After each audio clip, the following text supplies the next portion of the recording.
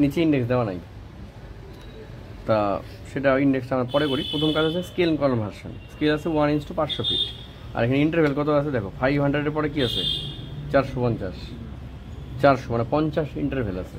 তাহলে 50-এর জন্য কত ইঞ্চ সেটা বার করতে হবে। তাহলে স্কেল হচ্ছে 1:500 ফিট, তার মানে 500 ফিট রিপ্রেজেন্ট 1 ইঞ্চ। তাহলে 1 ফিট রিপ্রেজেন্ট 1 ইঞ্চ বাই 500, আর আমার ইন্টারভেল কত 50 ফিট। তাহলে 50 ফিট ইকুয়াল টু কত ইঞ্চ সেটা বার করতে হবে। 0 কেটে গেল, 5কে 50 দিয়ে ভাগ করলে হয় 0.1 ইঞ্চ। তাহলে এই হচ্ছে স্কেল কনভার্সন আমরা করে নিলাম যে আমার 50 ফিট ইন্টারভেলের জন্য 0.1। ঠিক আছে, তাহলে এবার আমাকে প্রোফাইল টানতে হবে। সবার প্রথম কাজ হচ্ছে প্রোফাইলটা করি, তারপরে অন্য কাজ করবো আর কি। একটু পজ কর। প্রোফাইল করতে হবে। প্রোফাইলে দেখো আমাদের অঙ্ক হিসেবে 0.1 = 50 ফিট। তাহলে এখানে আমি তার মানে 1 ইঞ্চে 500 ফিট বলা আছে, 1 ইঞ্চে 500 ফিট। তাহলে 1 ইঞ্চ উঠাবো আমরা, এই যেখান থেকে 1 ইঞ্চ উঠালাম, 1 ইঞ্চে এই যে 500 ফিট লিখলাম। তাহলে 0.5 ইঞ্চে 250 ফিট, তার মানে 0.1 আমাদের 0.1 = 50 ফিট। তাহলে আমার প্রথম যে মানটা আছে সেটা হচ্ছে 350। তাহলে 350 মানে কত 0.7। 50 ফিটে যদি 0.1 হয়, 350-এ 0.7 হবে, এটা বলা হয়ে যাচ্ছে। তারপরে এই যে 300 আছে, 300 মানে কত 0.6। 250 মানে 0.5। 200 মানে 50 ফিটে 0.1, 200 মানে 0.4, 150 মানে 0.3 হয়ে গেল। এটা এবার প্রোফাইল টানবো, টেনে আমরা এবার স্ট্রাইক লাইন টানবো। প্রোফাইলটা আমি যখন শুরু করবো, এখানে কি আছে 150। তাহলে আমি স্টার্টিং কত করব, তাহলে আমাকে দেখতে হবে আগের ভ্যালু কত আছে 200, তারপর 150। তার মানে কি এই পাশে 100 থাকার কথা, মানে কমছে, কিন্তু 100 নেই, টাচ করেনি। তাহলে শুরুর মানটা হবে 100-র ওপরে 150-র নিচে, কারণ 150 টাচ করেনি, আবার 100-ও টাচ করেনি। 150টা এখানে আছে, এটা 200, 200-র পরে 150, 150-র পরে 100 আছে, কিন্তু 100 টাচ করেনি। তাই আমরা এখানে কি করব, 100 মানে কত 0.2, আর 150 মানে 0.3। তো 150 আর 200-র মাঝের থেকে প্রোফাইলটা স্টার্ট হবে। এই যে এটা হচ্ছে 150, এটা হচ্ছে 200, এই মাঝখান থেকে স্টার্ট করলাম।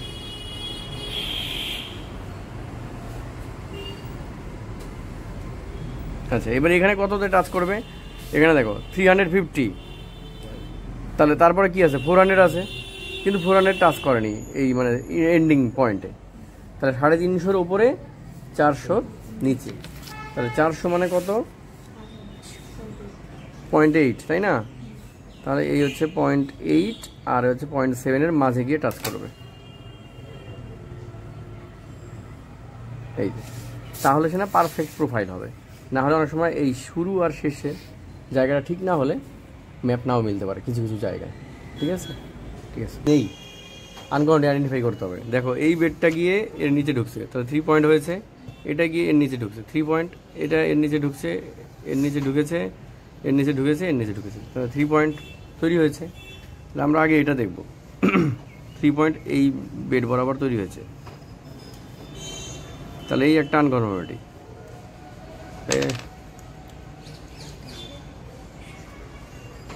তবে এই হচ্ছে একটা আনকনফর্মিটি আমি পেলাম। এবার ঘটনা হচ্ছে এই আনকনফর্মিটি গিয়ে আবার এর নিচে ঢুকেছে, এটা গিয়ে এর নিচে ঢুকেছে, এই আনকনফর্মিটি গিয়ে আবার এর নিচে ঢুকেছে, সেই জন্য এটা আর একটা আনকনফর্মিটি।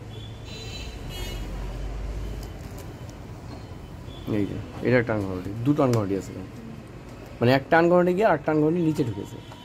এই বেডগুলো এর নিচে ঢুকেছে, তাই এটা একটা আনকনফর্মিটি। আর এই আনকনফর্মিটি গিয়ে আবার এর নিচে ঢুকেছে, তাই এটা একটা আনকনফর্মিটি। ঠিক আছে, এরকম সাধারণত পাওয়া যায় না, খুব কম। এটাতে দুটো যুগ আছে, তার মানে এখান থেকে একটা যুগ, এর মাঝে একটা যুগ, এর নিচে আর একটা যুগ। না, যুগ দুটো, ভাগ হয়েছে দুটো, তিনটে, দুটো আনকনফর্মিটি। এই যে একটা আনকনফর্মিটি, এই একটা আনকনফর্মিটি। তাহলে আনকনফর্মিটির উপরে একটা যুগ, আনকনফর্মিটির মাঝে একটা যুগ, আনকনফর্মিটির নিচে একটা যুগ। ঠিক, হ্যাঁ, তিনটে। ঠিক আছে, দুটো আনকনফর্মিটি, তিনটে যুগ আছে। তাহলে এটা ক্লিয়ার হলো। এবার আমাদের কি কাজ করতে হবে, স্ট্রাইক লাইন টানতে হবে। তাহলে স্ট্রাইক লাইন কী করবো, প্রথমে আনকনফর্মিটির উপরে টানি, ওপর থেকে নিচ দিকে অথবা নিচ থেকে উপরে, যেটা তোমাদের ইচ্ছে। তাই আমি উপরেই করি। প্রথমে আনকনফর্মিটির উপরে টানি, এই আনকনফর্মিটি ইয়েলো কালারের, তাহলে এই 300 এই 300 3 আমি যোগ করে দিলাম।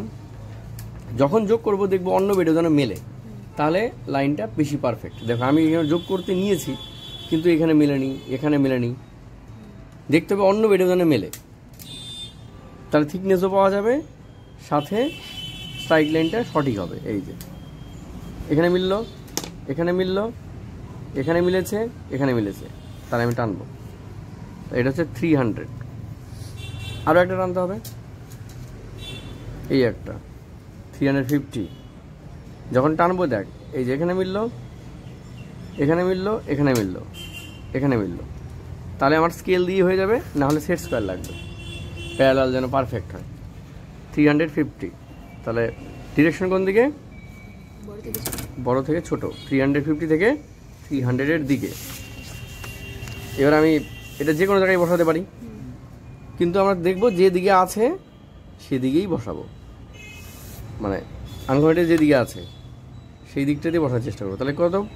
0.1-এ 50, এখানে কিন্তু 0.1-ই নামবে, কারণ ডিফারেন্স কত? 50, সেই জন্য 0.1 নাম। সেট স্কোয়ার দাও, 0.1 নামালাম।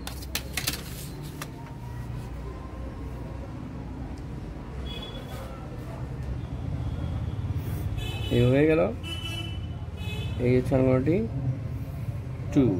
এবার আমি চাইলে এগুলো সিম্পলি টেনে দিতে পারি, সেটা তো সহজতম পদ্ধতি, কিন্তু পারফেক্ট যেটা পদ্ধতি সেটা হচ্ছে থিকনেস বের করে করতে হবে। মানে তোমরা চাইলে এগুলোকে জোড়া লাগিয়ে দিতে পারো, পরীক্ষা হলে বাঁচার জন্য অনেকে করে, সে যদি মোটামুটি ঠিক থাকে তাহলে হবে, কিন্তু থিকনেস দিয়ে করলে সবচেয়ে বেস্ট। এবার দেখো থিকনেস বার করার নিয়ম কি? এই যে স্ট্রাইক লাইন বরাবর আমি যাব, তাহলে এটা একটা বেডিং লাইন আর এটা একটা বেডিং লাইন, এটা লোয়ার এটা আপার।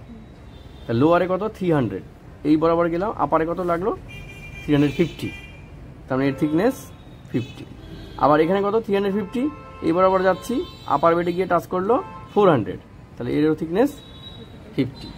ঠিক আছে, লোয়ারে 300, আপারে 300, ডিফারেন্স কত? 50, থিকনেস 50। আবার এই বেডের ক্ষেত্রে লোয়ারে 350, আপারে 400, পার্থক্য কত? 50, তাহলে এই বেডের থিকনেস 50। তাহলে 0.1 করে 50 মানে 0.1। ভার্টিক্যালি উঠাবো, এরকম বাঁকা না, এরকম না, একদম সোজা। মানে এই যে এই লাইনটা যে আছে আমার, এই ডান দিকের যে লাইন, এই লাইনের সরাসরি ভার্টিক্যালি উঠাবো। তাহলে এই হচ্ছে 0.1, এই হচ্ছে, আমি একবারে উঠিয়ে দিতে পারি এই 0.1, 50-50। এবার দেখো যদি মেলে তো ঠিক আছে, না মিললে প্রোফাইল একটু গন্ডগোল হয়েছে, দেখেও মনে হচ্ছে প্রোফাইলটা একটু গন্ডগোল, একটু হালকা মানে উঁচু হয়ে গেছে, তাই মনে হচ্ছে না? এই দেখো এখানে হওয়ার কথা একটু উঁচু হয়ে গেছে, মানে প্রোফাইলটা এই জায়গায় হওয়ার কথা। এই থিকনেস দিয়ে করলে এই জিনিসটা তুমি পাবে যে তোমার কোথাও ভুল হলো কিনা। এই যে দেখো, আর তোমরা যদি থিকনেস ছাড়া করতে তাহলে আরেকটু এটা মোটা হয়ে যেত, তাহলে তোর প্রোফাইলটা যে ভুল হয়ে যদি বুঝতে পারতি না। সেই জন্য থিকনেসটা হচ্ছে সাইন্টিফিক। হ্যাঁ, তবে যদি পরীক্ষা হলে সময় কম থাকে সেই ক্ষেত্রে তুমি একটু করতেই পারো, সেই সুযোগটা তুমি নিতেই পারো, অসুবিধা নেই। এই যে ঠিক আছে, এবার আমি সিম্বল দিয়ে কমপ্লিট করে দিই উপরে বেটা। এটা হচ্ছে ইটের মতো সিম্বল, ইট বেড হয়ে গেল। তারপর একটা কি সিম্বল আছে? জলের মতো, এটা ভার্টিক্যালি জল আছে, যেমন থাকবে সেরকম হয়ে গেল। তারপরটা কি আছে? গোল গোল,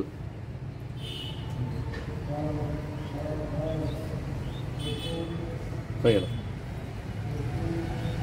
পোস্ট করে একটু এটা আনকমোডিটি। আমরা চাইলে আনকমোডিটি কি করতে পারি? জিগজ্যাগ করতে পারি। এই জিগজ্যাগ সিম্বলটাই মানে আনকমোডিটি সিম্বল। এই জিগজ্যাগ সিম্বল। আবার যদি কেউ বলে আমি ওখানে ইয়েলো করেছি, এটাও আমি ইয়েলো করে দিব, তাও হবে, কিন্তু জিগজ্যাগটাই দেয়, ওটা একটা সিম্বল, স্ট্যান্ডার্ড সিম্বল থাকে, সেই জন্য হয়ে গেল। নেক্সট, এবার গ্রিন কালারের বেডে আমি আবার স্ট্রাইক লাইন টানবো এক জোড়া। এই যে এবার গ্রিন কালারের উপরে টানতে হবে।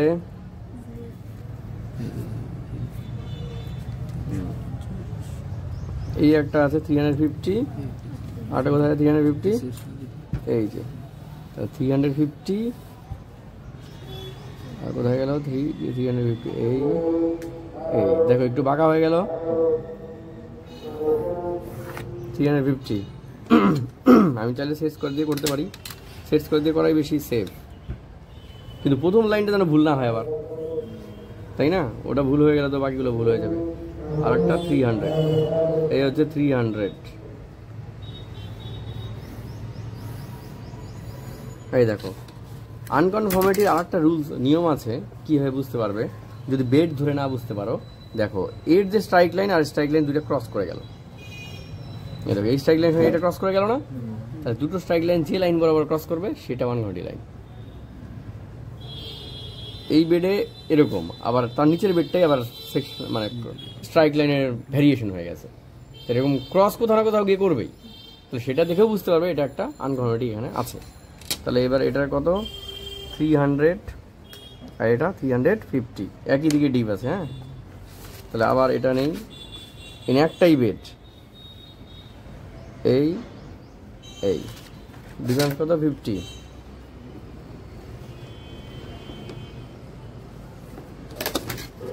তাহলে আনকনফর্মিটি 2 এবার আমরা কাজ করছি।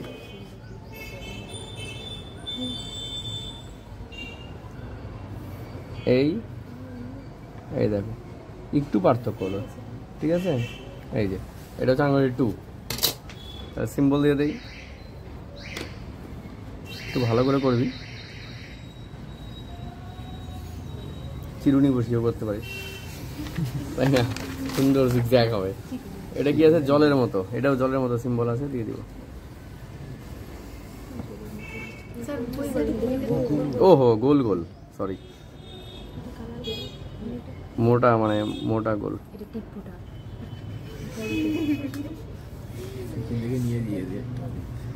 গোল গোলটা মানে ভরা, মানে ইয়া করা সলিড, তাই না? এটা হচ্ছে গ্রিন, আমি চাইলে এটাকে হালকা গ্রিন করে দিতে পারি। হ্যাঁ, নেক্সট এবার চলে যাই নিচের বেডে, এই বেডটা। এবার দেখো এই বেডে আবার ডিপ টানতে হবে, এই হচ্ছে 200, এই 200, দুটো 200 যোগ করে দেই, 200 200। দেখো এখানে একটাই বেড আছে, তোমার কিছু করার নেই যে অন্য বেডের সঙ্গে মিলবে কিনা, সেরকম কোনো অপশন নেই। এই যে তাহলে এটা হচ্ছে 250 আর এটা হচ্ছে 200, তাহলে উল্টো দিকে ডিপ হলো। হ্যাঁ, এইদিকে 250 থেকে 200 এর দিকে, তাহলে এই এই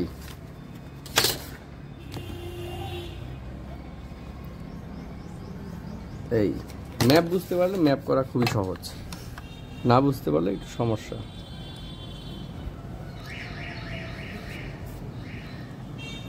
এই তার প্রথমে আমি এটা টানছি, তার থিকনেস লাগবে আমার, তাহলে সে এই বেডটা কত চওড়া বুঝতে পারবো।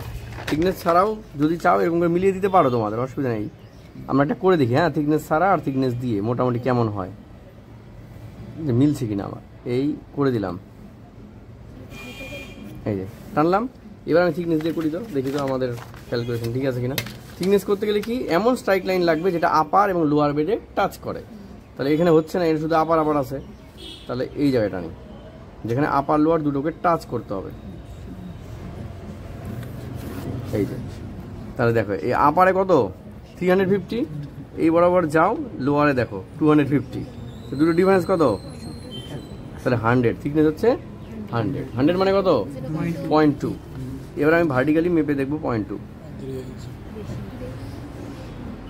এই দেখো এই যে 1 2 0.2, সামান্য দেখো একটু উপরে হওয়ার কথা, আর আমি থিকনেস ছাড়া করেছি একটু নিচে নেমে গেছে, এই ব্যাপারটাই হয়। সেই জন্য থিকনেস দিয়ে করলে মোর পারফেক্ট। কিন্তু যদি তোমাদের মানে পরীক্ষা হলে সময় কম থাকে বা তুমি বুঝতে পারছো না, তখন তুমি করতে পারো, এইটুকু ছাড় পাবে, একটু সামান্য ছাড়টা পাবে আর কি।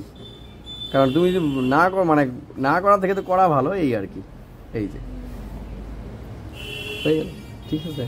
সেই জন্য আমরা থিকনেস দিয়ে চেষ্টা করব করার জন্য। থিকনেস ছাড়া করাও উচিত না, কারণ হচ্ছে ফল্টের ম্যাপগুলো থিকনেস ছাড়া করলে মেলবে না। বা কিছু ম্যাপ আছে, ধরো একটা বেড নিচে আছে, অনেকটা নিচে, কতটা নিচে আছে জানি না, তখন থিকনেস দরকার। আরেকটা বেড আছে, ও আরেকটা বেড আছে তো।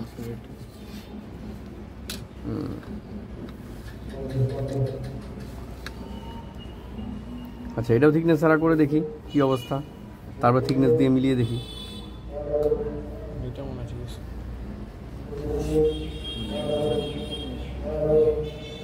এরকম হলো। এটার থিকনেস সরাসরি পাওয়া একটু মুশকিল, তাই আমাদের সেকেন্ড ল মানে অন্য একটা ল ইউজ করতে হবে। এই গিয়ে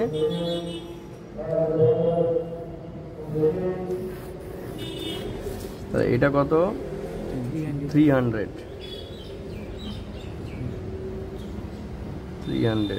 এটা কত 250।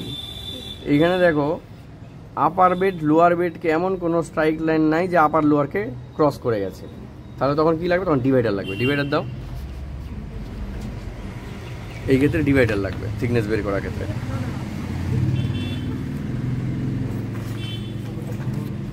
তাহলে আপারে এক জোড়া টানবো আমি, লোয়ারে একটা।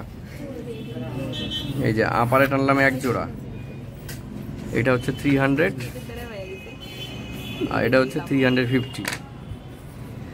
তাহলে আপার বেডে আমি এই যে আপার বেড একটা অন্য কালার নাই পেন্সিল, রেড কালার দাও। এটা থিকনেসের জন্য করাচ্ছি কিন্তু এমনি অন্য কিছু না। এই যে এটা হচ্ছে ধরো আপার বেড, আমি ধরলাম, যেটা আপার ধরবে তার নিচেরটা লোয়ার। এই আপার আর এটা হচ্ছে লোয়ার, থিকনেস বার করতে হবে এত দূর। তাহলে আপারে কি করছি, এক জোড়া স্ট্রাইক লাইন টানলাম, এক জোড়া। আর লোয়ারে এই যে এই বেডে একটাই আছে, এই যে একটা। তাহলে এটার ডিফারেন্স এই ডিভাইডারে মাপতে হবে। এটা হচ্ছে 350, এটা হচ্ছে 300। তাহলে এটা যদি 350 হয়, এটা যদি 300 হয়, তারপরটা কত হবে 250, তারপরটা হবে 200। তাহলে এখানে 200 হওয়া উচিত, কিন্তু আছে কত 300। এই মানটা 300, ডিফারেন্স কত 100। তাহলে থিকনেস 100। ঠিক আছে, যেমন করে ফল্টের থ্রো বার করেছিলাম ঠিক তেমনই। তাহলে এবার 200 এবার মাপো, দেখি 200 হলো কিনা। 100 200 দেখো সামান্য একটু নিচে, সামান্য একটু নিচে, কিন্তু আমরা করেছিলাম কি সামান্য একটু উপরে হয়ে গেছে, মানে থিকনেস ছাড়া। এইটুকুই পার্থক্য হয়। তুমি যদি প্রোফাইল ঠিক মতো করতে পারো, ডিপ যদি তোমার ঠিক থাকে, তাহলে সাধারণত মিলে যায়। কিছু কিছু ক্ষেত্রে মেলে না আর কি।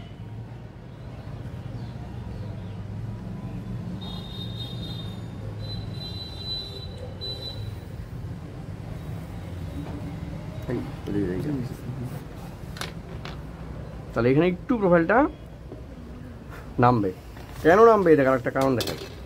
এই যে ভি আকৃতি, মানে এই যে নদী আছে, এই যে ভি নদী আছে, এই যে ভি এই যে নদী আছে, এই ভি থাকা মানে এরকম ভি সিম্বল থাকা মানে নদী আছে। তো নদী যে দিক দিয়ে যাবে সেখানে একটু নিচু হবে, সেই জন্য সামান্য একটু নিচু হয়ে গেল এই জায়গাটা।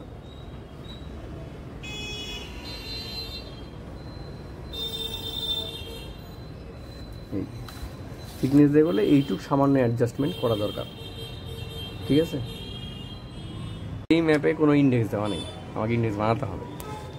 নিচ থেকে উপরে যাও, উপর থেকে নিচে আসতে হবে, এটাও দেখতে হবে প্রোফাইল। তাহলে এটা উপরে আছে, সবার উপরে এটা আছে, তারপরে এটা, মানে এটা, তারপরে এটা, তারপরে এটা, তারপরে এটা, তারপরে এটা, তারপরে এটা, তারপরে এটা। তাহলে 1 2 3 4 5 6 7 8 8টা বেড আছে, সবার উপরে আসবে এটা। সবার উপরে আমি এমনি মানে হাত দিয়ে আঁকছি, হ্যাঁ,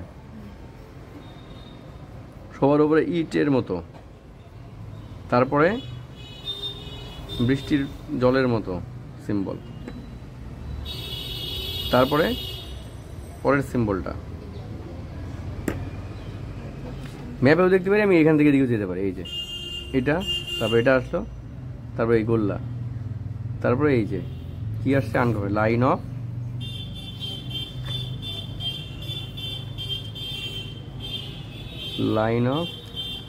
আনকনফর্মিটি।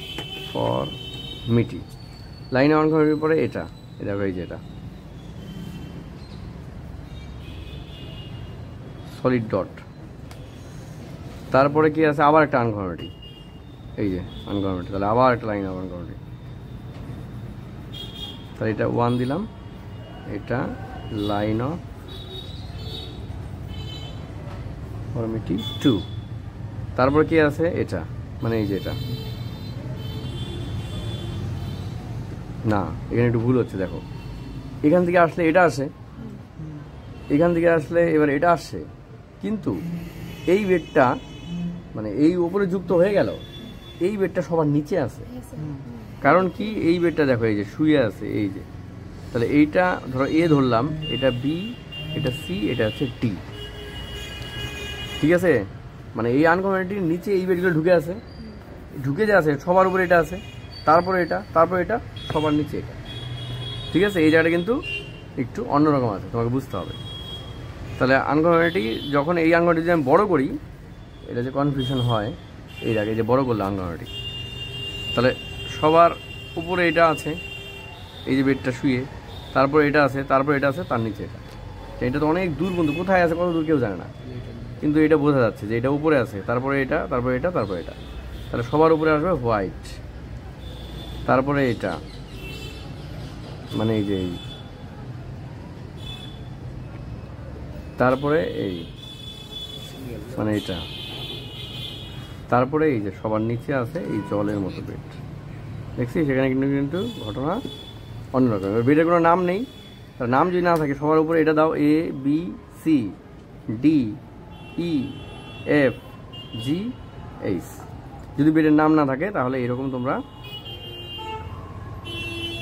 দিতে পারো। এটা হচ্ছে ইয়াঙ্গার, এটা হচ্ছে ওল্ডার, সবার নিচে, ঠিক আছে? তারপরে এরকম বাক্স টাক্স করে সুন্দর করে করে দিবে। উপরে লিখবে geological sequence of geological rock beds, এর উপরে geological map, section along the line, কি ছিল লাইন, এ বি না এক্স ওয়াই, এক্স ওয়াই, তাহলে এক্স ওয়াই। আর কি করতে হবে, ডিপ বার করতে হবে, ডিপ। এবার ডিপ বার করার ক্ষেত্রে দুটো নিয়ম বলছিলাম, একটা প্রোটেক্টর দিয়ে, একটা অঙ্ক করে, দুটোই করা যায়, যেভাবে তোমাদের সুবিধা সেইভাবে করবে। ওকে, ঠিক আছে।